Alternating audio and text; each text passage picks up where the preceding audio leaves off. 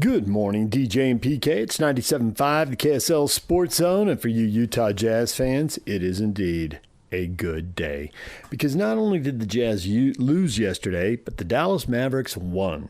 So they get their 25th win. So there is now no way, even if the Jazz win their last three games, and they could. They don't have any. I mean, the Lakers are shorthanded, and that's the best team they're playing.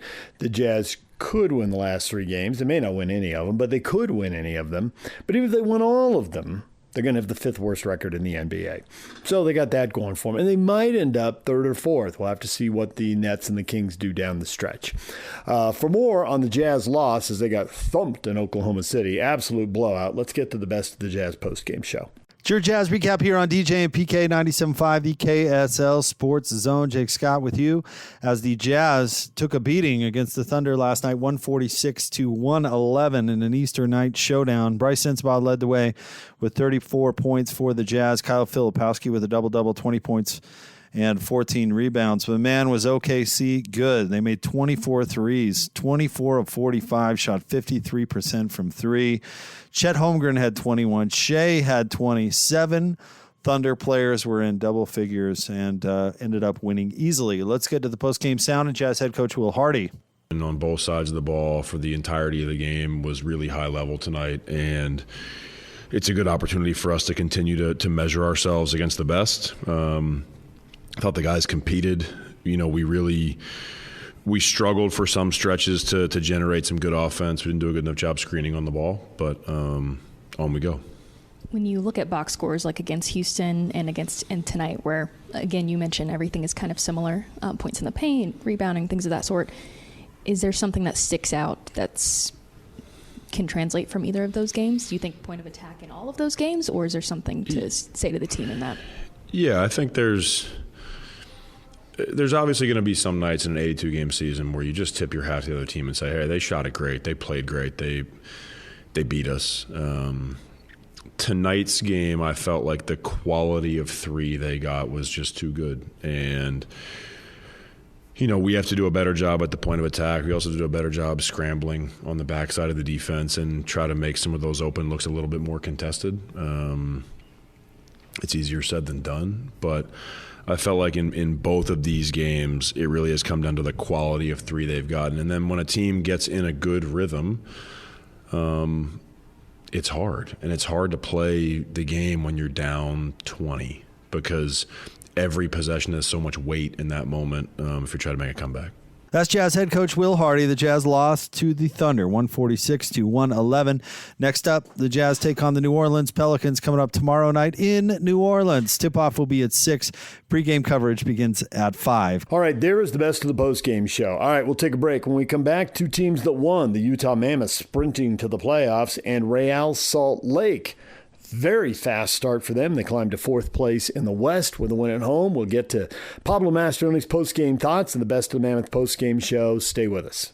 Good morning, DJ and PK. It's 97.5, the KSL Sports Zone. RSL won over the weekend. They beat Kansas City 3-1, the last place team in the West.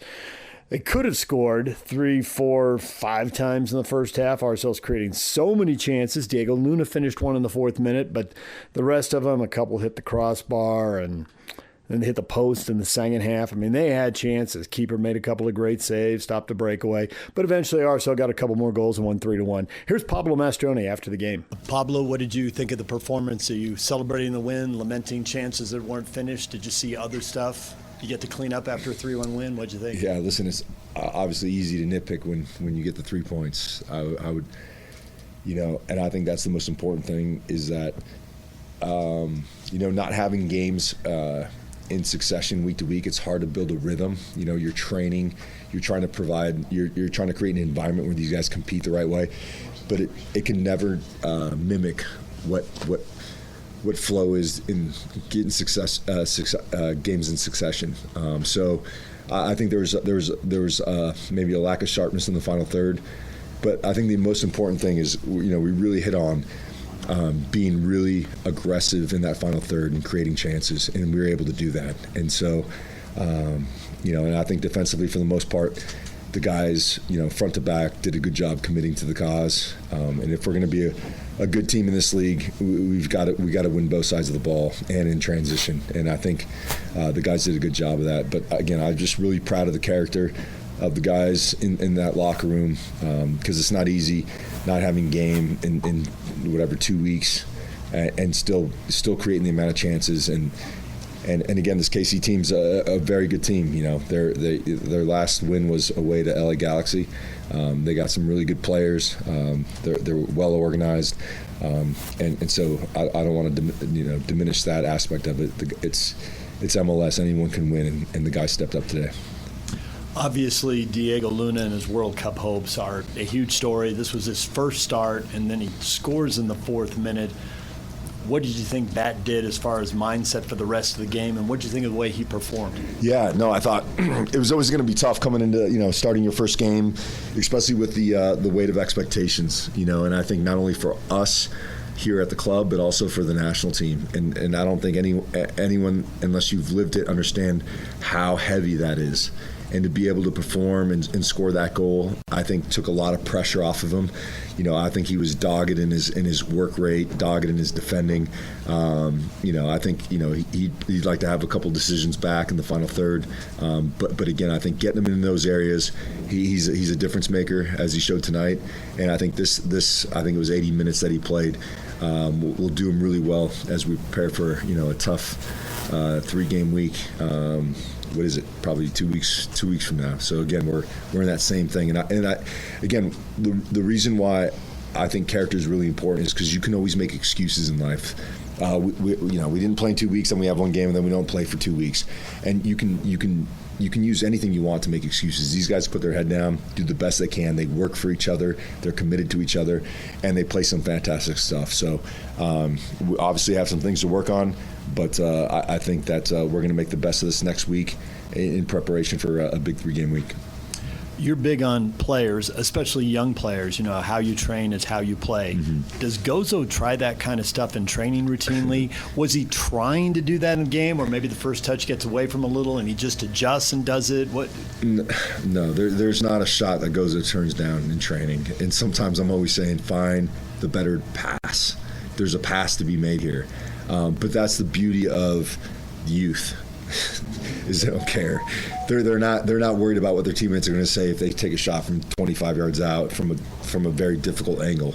And Gozo, to be fair, has, again, credit to him, he's been working on his game, and I think it shows in these moments where it's almost instinctual now. He's not overthinking anything, and that's what young players don't do. They don't overthink anything. They just go. And Aiden's the same way, and Luka Moisa, and the whole cast of the youngers that we have. They're doing a fantastic job, and again, I think the big part of that is having supportive, experienced players around them that are okay with them making those decisions, and in this case, it was the right decision for Gozo.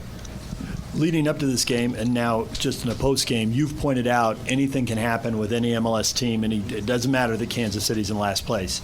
So when it's 1-0 at the half and Slonza's hit the crossbar twice and had a chance and a breakaway to score and he didn't, was there any temptation to go to a veteran, an Olatunji, who can finish chances like that? Or because you had the lead, did you think, hey, the youthful guy's creating chances, he'll finish one? What was your thought process there? Yeah, I don't really think about it like that. I think more of how it affects the individual if I were to make that decision. I don't think about things like black and white as far as team and winning this game.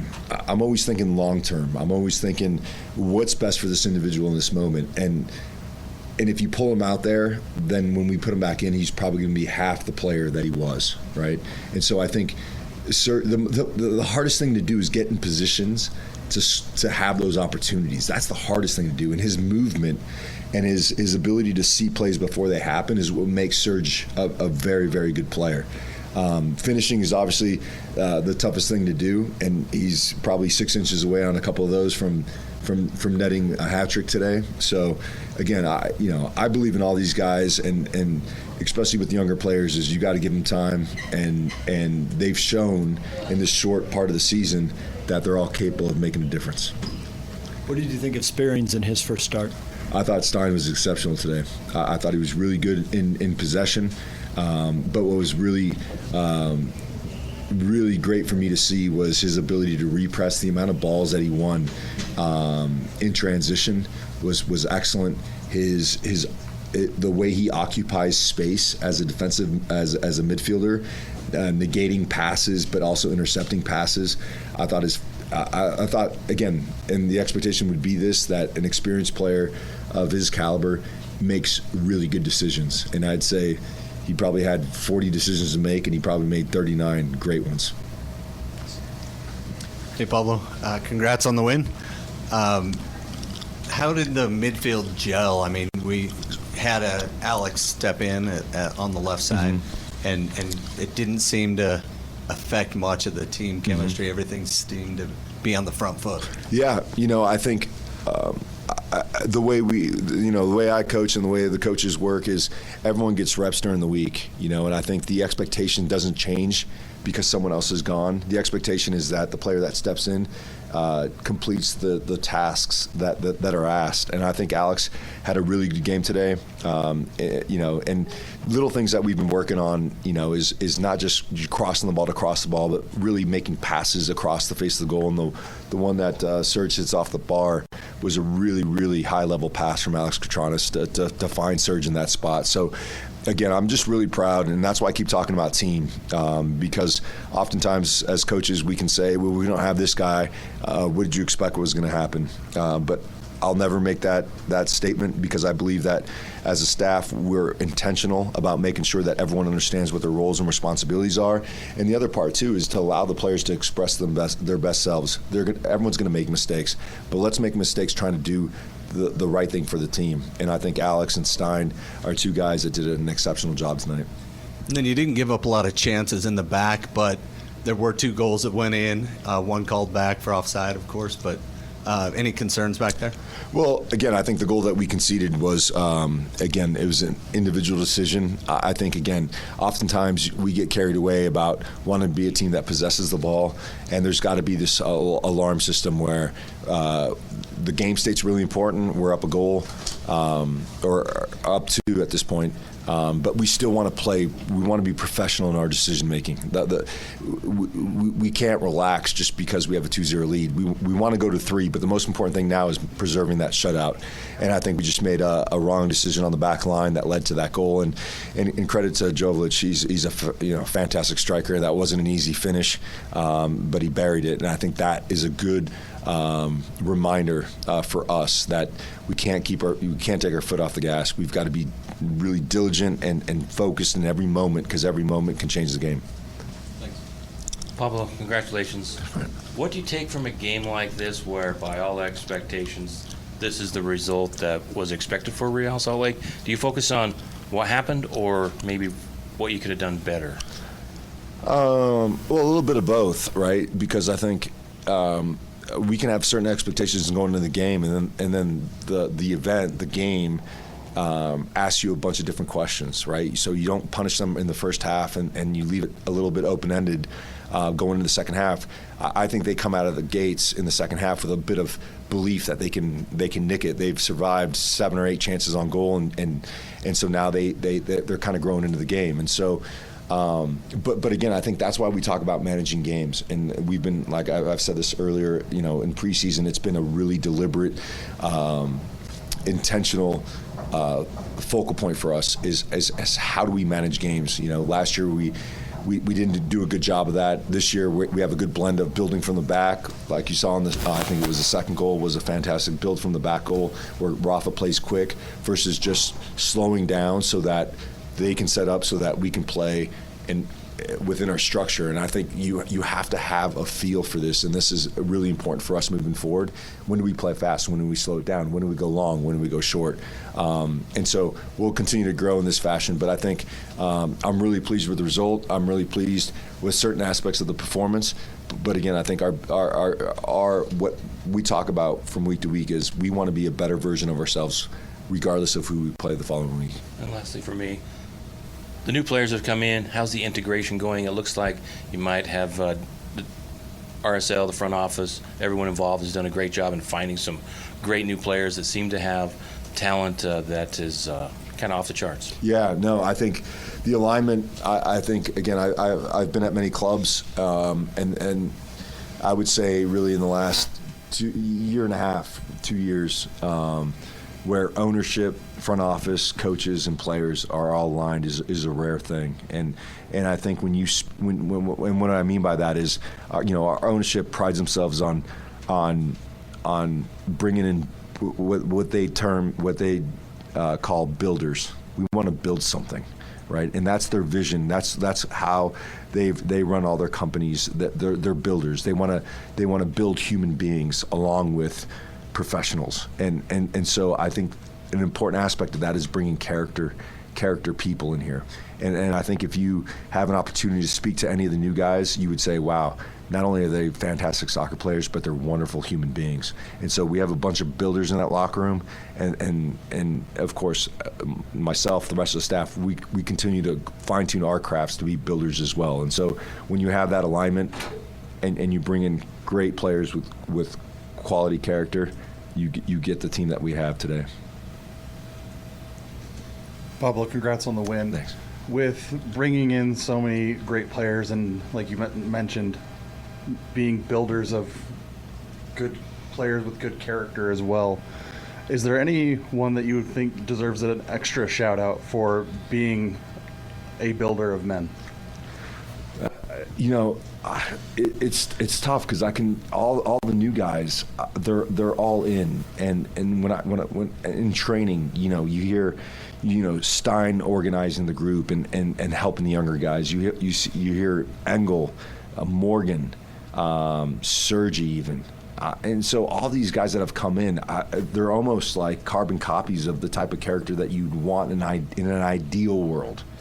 And they're for example, let me just give you an example. The guy that scored the second goal, Sergi Solans, now 10 minutes later has a tackle on the sideline and gets up and celebrates a tackle. Here's a striker that's celebrating a tackle, right? This is crazy talk. You can watch a million games all over the world. You'll never see a striker celebrate a tackle on the sideline. But why is he celebrating? Because he cares about the team. He puts the team first. And I'd say with all the guys that we brought in, they put the team first. And even a guy like Victor, who last year was starting all the games and now he hasn't been starting, but he comes in and works his tail off.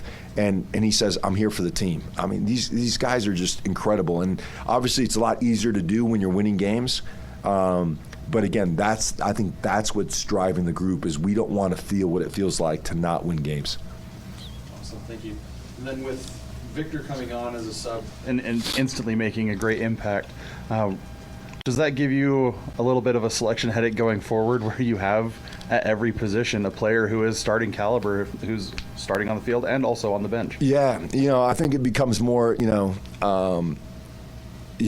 is a bit of a headache because we have such great players and great people.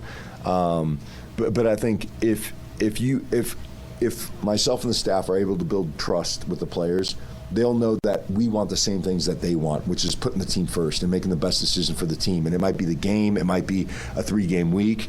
But what makes me feel really good is, especially in the middle of midfield, we've had Luka Moisa start, we've had a Griffin Dillon start, and now Stein starts, and nothing changes, right? And I think that just speaks to the level of commitment and the level of training that these guys do, to where they're ready to come in. And again, they don't want to let their teammates down. That's the peer pressure is the greatest pressure, right? And so I think is if we continue in this vein where everyone is committed, everyone wants the best for the guy next to them, we'll continue to hopefully win games. All right, there's RSL head coach Pablo Mastroeni after Real Salt Lake beat Sporting Kansas City. The Utah Mammoth also win. I mean, they're on the road. It's just what they do, right? 7 of the last 9 with one overtime loss. They've only dropped 3 points out of the last 18 on the road. It's been a phenomenal stretch. They've been great. They win big in Vancouver. As expected, Vancouver has the worst record in the NHL. Let's get to the best of the Mammoth postgame show. DJ and PK, the Utah Mammoth defeated the Vancouver Canucks 7-4 on Saturday night in BC to pick up their 3rd straight victory and finish off the 3-game series sweep of the Vancouver Canucks. Another game where the Mammoth fell behind early, but they'd get things rolling on a great shift from Brandon Tanev, Kevin Stenlund, and Liam O'Brien, as O'Brien stepped in for Jack McBain, who's now listed as week to week with a lower body injury. More from O'Brien coming up, but the Mammoth, off a good shift from those three, drew a penalty, got things rolling, and just a few minutes later, Kyler Yamamoto would get the Mammoth on the board. Canucks give it away coolly towards the net. Tipped in by Kyler Yamamoto, and we're tied at 1. Cooley had the shot. 11th of the year for Yamamoto, and Utah take their first lead of the night just 4 minutes and 54 seconds later. Captain Clayton Keller with his 23rd of the year with 90 seconds left to go in the first, and the Mammoth were up 2-1 after 20. Mammoth re-enter. Keller uncorks one and scores! The captain gives the Mammoth the lead with a minute and a half left in the first period.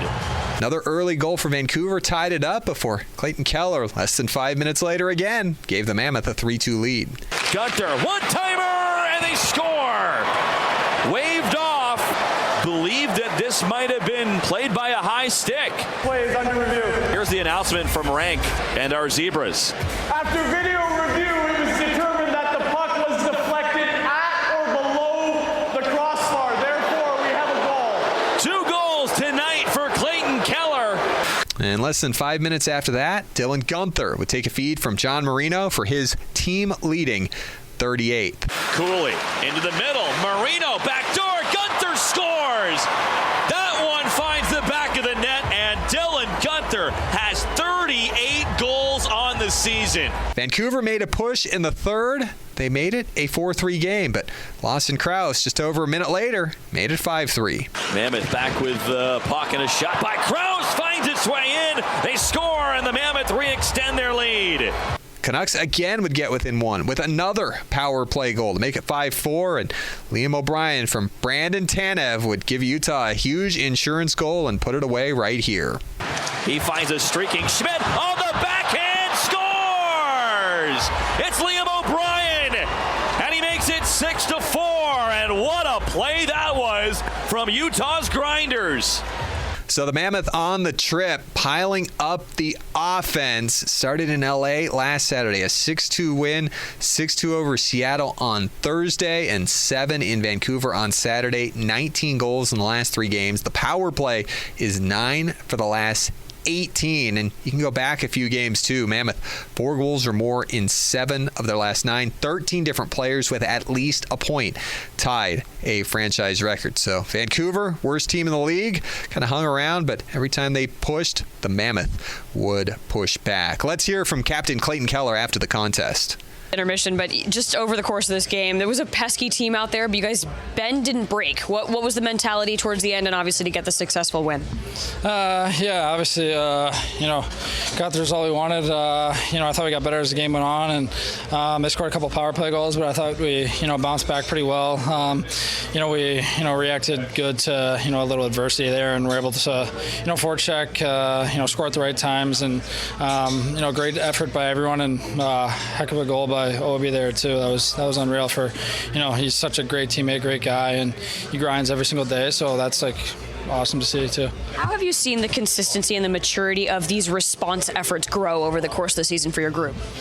Yeah, I think it's just something that we're stressing on is we want to get better every single day, every single game, and learn from our mistakes. And it's not an easy thing to do, but I think we really put a lot of time and effort into it, and we play for one another, and I think that's the biggest thing. We're a tight group, and it's fun coming to work every single day with these guys. So just trying to stay positive. There's lots of ups and downs, and it's a fun time of the year right now. Can you speak to the personal fun it is to have a hat trick in a game like this? Feels good for sure. Great plays by the guys on all of them. So it's good to score for sure. 2 wins on this road trip. How critical was it to get both games wins here going into this playoff stretch? Yeah, it's we talked about it yesterday.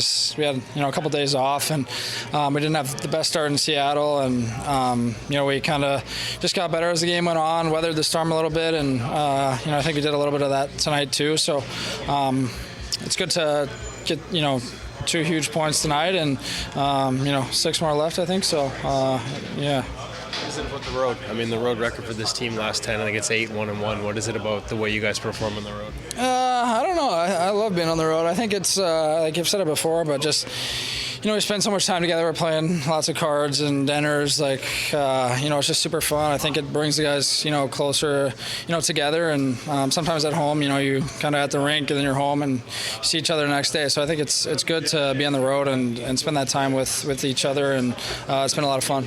Throughout the entire season, it's been the next man up mentality for this group. You saw that again tonight with Jack McBain out. What do you like about this group coming together no matter what, playing the right way, no matter who's in that lineup? Yeah, I think, like you said, I think we have a, deep lineup, and anyone that steps in is, a great player and someone that knows our systems well and can contribute. And, Obi and Desi, stepped in tonight. Were great for us, and just two great teammates, great guys. If they're in the lineup, they're not. They're the same person. They come to work every single day, and, it's great to see them in the lineup and, contribute. Are you confident that was below the bar? Or?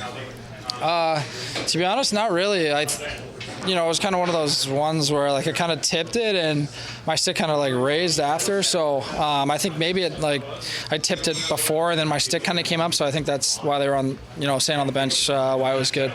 Keller with Utah's 6th hat trick of the year as he scored his 23rd, 24th, and 25th of the year into an empty net to seal it off as he picks up his 3rd career hat trick. The Mammoth now tied with the Edmonton Oilers with 6 hat tricks, the most in the NHL. We told you about John Marino's nice feed to Dylan Gunther, and we heard from number 6 after the game as well. How fun is it right now to win these games and have the success you guys are having?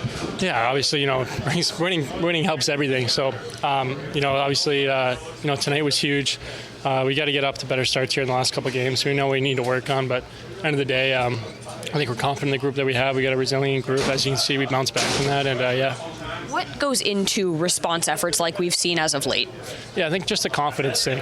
There's ups and downs throughout the whole season, but I think we're pretty confident that we know we're a playoff team. We know we belong in the playoffs, and it's something that's been building here for a while in the culture and the organization. 13 players had points tonight. In terms of just feeding off each other, how does that help? Yeah, it's huge. Just contributions up and down the lineup, from everybody, and then obviously Spicy Tuna is able to come in and contribute too, so he did awesome. It was awesome to see that too. But yeah, it shows how close this group is and how everyone helps out. What's the significance of getting both wins on this road trip? Yeah, that's huge. It's still a tight playoff race too. It's obviously nothing's guaranteed yet, and every game's going to be huge, especially tonight. So yeah.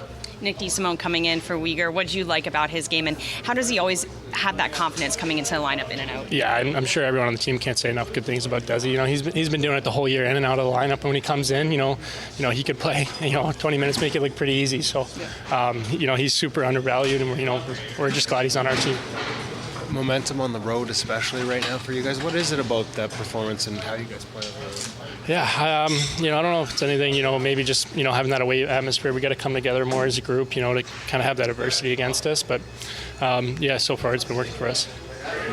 So the victory for Utah pushes them to 40, 30, and 6 on the year, getting close to clinching that first ever playoff spot. And at about the same time, they're also going to lock down that first wildcard spot. So all looking good for the Utah Mammoth. Karel Vejmelka picking up his 35th win of the year. Now, still second in the NHL in that department. Here's what head coach Andre Tourigny had to say after the game. Slow start in the first period in our battle level, our intensity. I like the way we respond in the second. We play better and even better in the third. Thing effort-wise and everything, pace was much better. Obviously, they scored 2 on their power play to stay right there. Their power play red hot. We saw why. They 2 good tip. Not much we can do. So, like the fact we pull away and we found a way to get the 2 points. What made this response effort tonight different than maybe something we've seen in the more recent games? Yeah, it's. I could say the start of the game. Those games sometimes it's a bad stress. It's you don't want, instead to want to perform, you don't want to not perform. So it's a reverse psychology a little bit. So I like the way we respond. Like I said, not a great start, but after we played good. We did a lot of good stuff in the second and the third. The other side, you could see they play with. a swagger. They made some play. They deflect a few pucks, and they were making play with the puck. So they were not easy to play against. How do you see your players feed off each other when multiple players have points in a game? I think the most important thing in that game I want to make sure I highlight is the performance of Stanley's line in the first period. I think there were nothing going on for us, and they get out there and they play the right way, and they follow up by Kerfee's line, and Stanley's line came back again, another great shift, and they got the momentum for us, and from there I think we had more life, we had more hope, and that changed the game. So that's why you want depth, and they score the big goal at the end to kind of the killer goal, but I really like their first period, their intensity they had to drag us in the fight, and that's what you want from your depth, and we're fortunate to have in the last 2 games especially our depth was help us a lot to get going. Talk about depth and DeSimone, obviously, and O'Brien coming in. How, as a coach, how much does it help your job to have reliable players who can jump in like that? Yeah, it's so important to. It's not just having that, it's having guys you trust. Both of those 2 guys, trust them. They play the right way. They're good pros. They stay ready. Whatever, how long they didn't play, they jump in, and it was a must-win for us. And I think they contribute. So great. What's the significance of stringing a lot of wins here in this final stretch of the regular season? Everybody's winning, so we need to win. It's at the end of the day, we want to play game 83, and in order to do that, you need to win games. You're not going in because anybody let you in. You need to keep winning games, and it's not over. There's a lot of hockey left, and we have to keep winning. Thanks. And the Mammoth did it on Saturday without Mackenzie Weegar, day-to-day with an upper body injury. And again, Jack McBain out week to week with a lower body injury, joining Barrett Hayton, injured for Utah. The team over the weekend recalling Kevin Rooney and Dmitry Simashev from the American Hockey League. We'll have more on the game Saturday and look ahead to Edmonton tomorrow, coming up on Mammoth Daily, wherever you get your podcasts, on Apple, Spotify, Utah Mammoth YouTube page, Mammoth Plus and SCG Plus, Mike Folta and myself on the Monday morning Power Play. Again, wherever you get your podcast. We're back on the radio. Hockey Night in Utah coming up tomorrow night. Edmonton back in town, and could be a first-round playoff matchup. The Mammoth, though, can have a say in it by beating the Oilers for the first time. 7:30 face-off on the air, 6:30 Hockey Night in Utah. It'll be a Hockey Night in Utah radio exclusive, with the game being broadcast on ESPN as well. DJ and PK, have a good Monday. Back on Wednesday with another recap, and hopefully a 4th straight win for Utah and their first ever win against the Edmonton Oilers. There's the best of the Mammoth postgame show. All right, we'll take a break. When we come back, David Locke on the future of the Jazz. Stay with us. DJ, PK, and David Locke, radio voice of the Utah Jazz, joining us. David, good morning. Good morning. How are you? My gosh, it's a Friday, the last regular season Friday that's probably not true. One more. That I get to talk to DJ and PK and talk about the NBA and wonder about this season with a vision to the future, but the future always involves DJ and PK, and that makes me happy. 5 games. One more? 5 one games more. We have next Friday. Next Friday we chat, and it's still regular season. Yeah. Right. In 2 weeks it'll be over. Yeah, in 2 weeks there'll be 82 games in the books, all done in 2 weeks. Sadness. What do you want to see in the next 5 games? What do you need to see? Because this is the last time you get to really be in the laboratory, because when they come back next year, it'll be all about winning. Obviously there'll be some laboratory, some experimenting, but not like now. So what do you want to see? What should they be using these last 5 games for? I think we're seeing it, don't you? Cody Williams had 9 assists the other day. They've opened up Bryce Sensabaugh to all sorts of opportunities and playing. And I thought Will made a really good point that, these guys have taken the opportunity, but they haven't, gotten outside of the game. They still have 30 assists a game, and they still are playing hard. And they aren't kind of hijacking the game in some way. And then Kyle's development has been really, really good recently. I think he's learning when he can do things and when he can't do things, and what matchups he can take advantage of in what fashion, and how to bring. He's brought back some of his Duke game that he kind of lost early on. So no, I think we're seeing exactly what you'd want to see right now. It's really I get asked all the time by people like, oh gosh, is it hard to go to work? Like, no, it's not hard at all, actually. Super fun still, and it's been really interesting. Yeah, I would agree with that. Just watching these young guys, how much do you think that they can develop the confidence that can aid them throughout their summer workouts? And so they go into next season, whichever level, whether it's the second season, third season, depending on who they are, that will think that they will, because they played so well here down the stretch, that they would just be strengthened by their confidence and expect a higher level out of themselves next season. Yeah, and I think what all three of those guys we just talked about have done things. You say Cody. I mean, Cody had zero confidence 2 months ago, right? He hadn't really done anything well yet in the NBA. Okay, well, now Cody's kind of like, okay, I've got a little midi game. I've actually figured out how to get to the rim, learning how to defend. I can play off 1 foot. My handle's getting better. Okay, so if I go to the offseason and work on my handle and work on my shooting, and I add those two things – while improving these other things that I actually have something I can build up where, 2 months ago, frankly, Cody's going to the offseason probably without even a foundation by which he believes he can build up. You have pointed out correctly that everything will be different next year. You'll be trying to win. Teams will come in with a different attitude. The bar will be raised multiple levels on some of these young guys. In one regard, though, the one place it could be easier, will it be a little easier to defend next year when you're playing with multiple 7-footers on the court with you at the same time? Whereas these guys now, when they get beat, there's no guarantee there's any rim protection. Likely there's no rim protection at all. How much will that get easier for them? And will they look different? I think it's a really worthwhile conversation. So if I can take even wider than maybe you did, because you got very narrow there. Mm-hmm. So, on one level right now, this is the easiest job in the NBA. You get to go play every night, and no one gives a crap if you win or not. Yeah. Right? That's the easiest job in the world. And so you miss a rotation, you force a shot, you do something, no one's really that upset about it. Will can sit there and be turn to the bench and be grumbly or this or that. But, really no one cares. It's not 94-94 with 8 minutes left in the fourth quarter against the Houston Rockets with a battle for the fourth playoff position, and you just decide to hijack a possession and, the angst. That's different.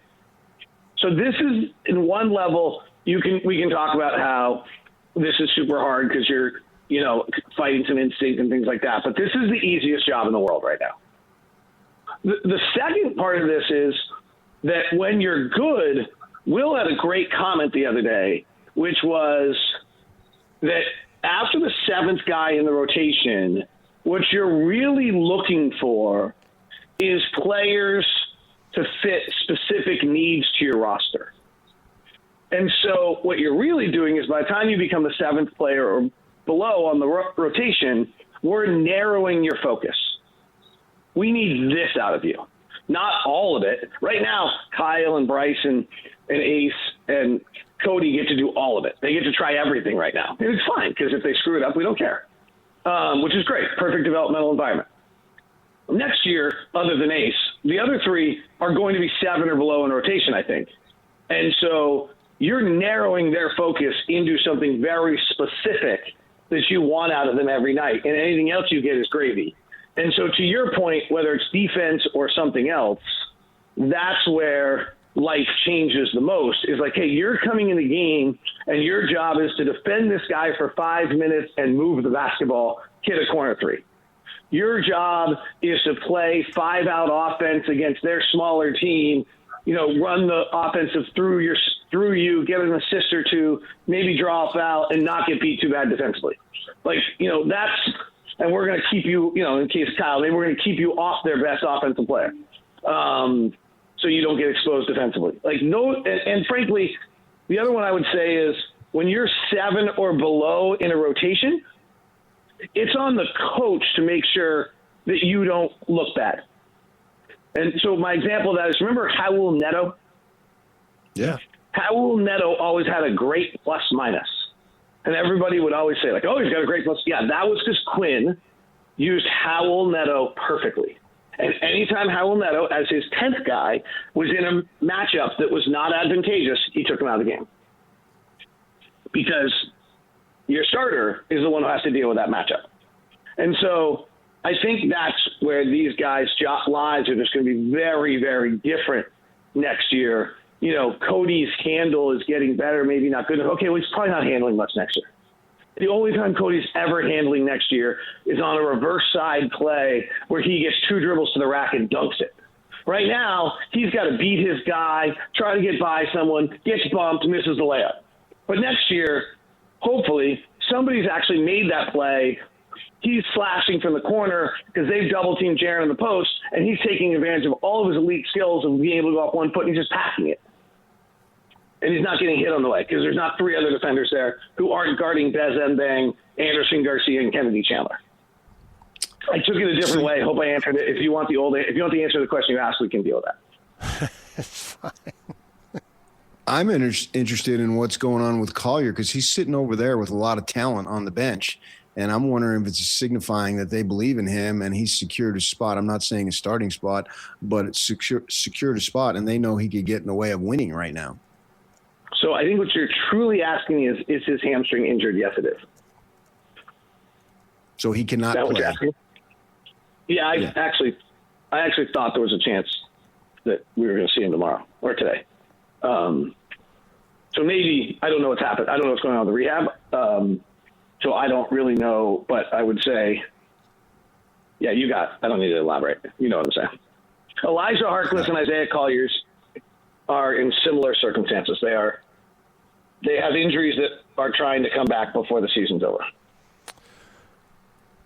I feel like there's multiple groups of young guys, and when Jazz fans say, "What do you think of these young guys?" I'm never sure exactly who they're talking about.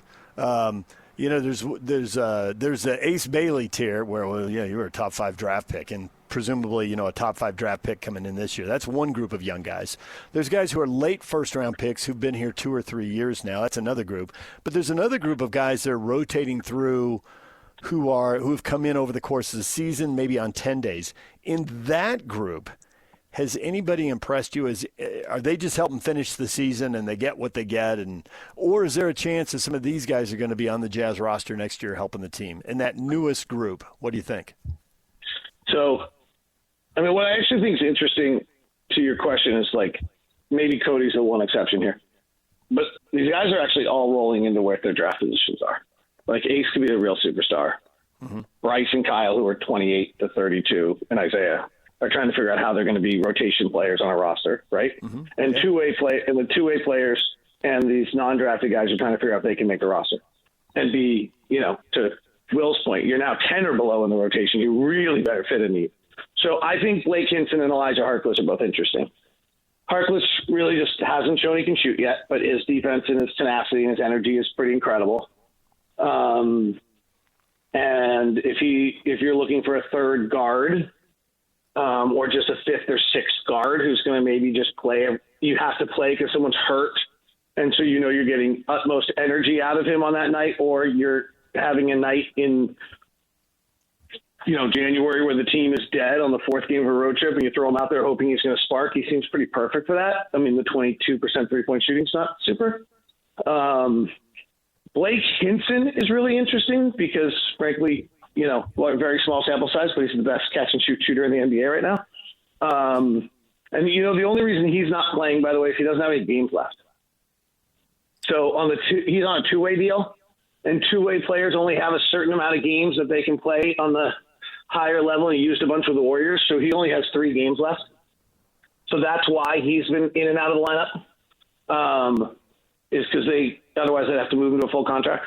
But I think he's interesting. My understanding on him is that he's in the best shape he's ever been in his life. He has always been a little heavy and he's not athletic particularly. He's not laterally particularly athletic. So you added the heaviness, and then he really had a hard time moving at the NBA level, but he has shed some weight and is in way better shape than he's ever been in his career. And so therefore he is maybe more able to hide his weaknesses and then use his strength. And he's 6'7", 6'8", with a high shooting window. That seems like that's an NBA player. All right, wait. I need your moment. Okay, come on. 3 guys sitting at the corner of the bar. Hopeful Jazz fans. I want to know your thoughts. How good do you think Ace can be? When, I guess, is the question. I think he'll be good. He'll be really good these next 3 years, but he's still young and learning, and there'll be older players to defer to in terms of, Markkanen and Jackson, right? And really, it'll be interesting to see how much Keontae has the ball and how those shots get distributed and all that. But, like, in 3 years, when a lot of guys' contracts are up, and we'll see how things go, and some will probably stay and some will probably go because there's always turnover. But, like, will it be his team in, let's see, be 27, 2020. So in 2030, we get to the new decade, is it his team? Is he an all-star at that point? Is he all-NBA? I think there's a high ceiling there. It'll be super interesting to see how much of that he can get to, but I want to see it. I want to see it. It could be really good. It could be really PK? good. Better than Gordon Hayward was at his best.